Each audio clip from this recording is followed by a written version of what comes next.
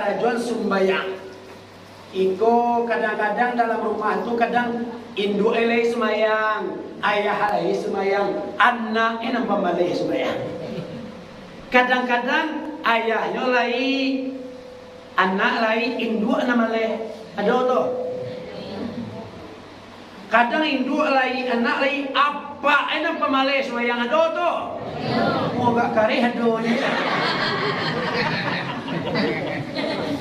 Anak tapi doanya itu apa kau nak sembahyang kalau tapi doanya alat tungki mana membawa apa betul tak tunggu adu kisah ibu bapa adu anakku lama ngaji ke santren lah 2 tahun di santren kecik gurunya yung kalian kalau tinggal sembahyang sa waktu 80 tahun siso di dalam neraka.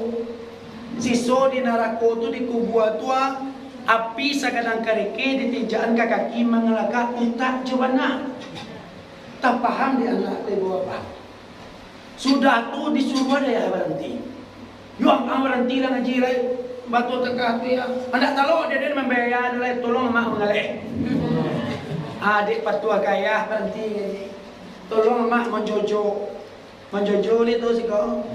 Pagi menjojo, siang menjojo, sore menjojo. Sudah tu kali tak jual orang rami. Lah sudah semayang mugari kapulang lai takana semayang asar tinggal.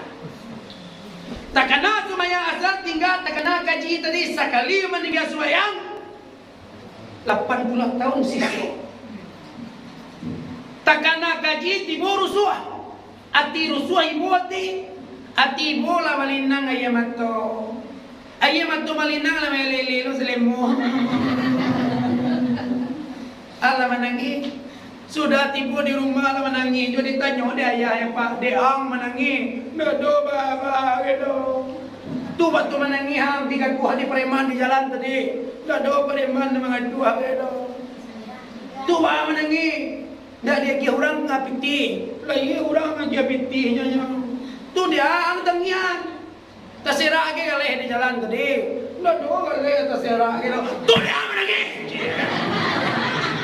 tu betang tu dia menangi saya ya kalau agak malam ke kata-kata ni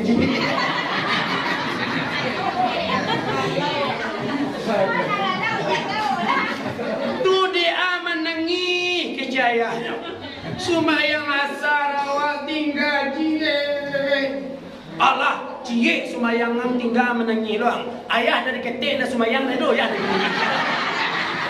aduh lah adakah kau cara mana dia nak aku tungke nama bawa apa ya tolong pacik sumayang 5 waktu sehari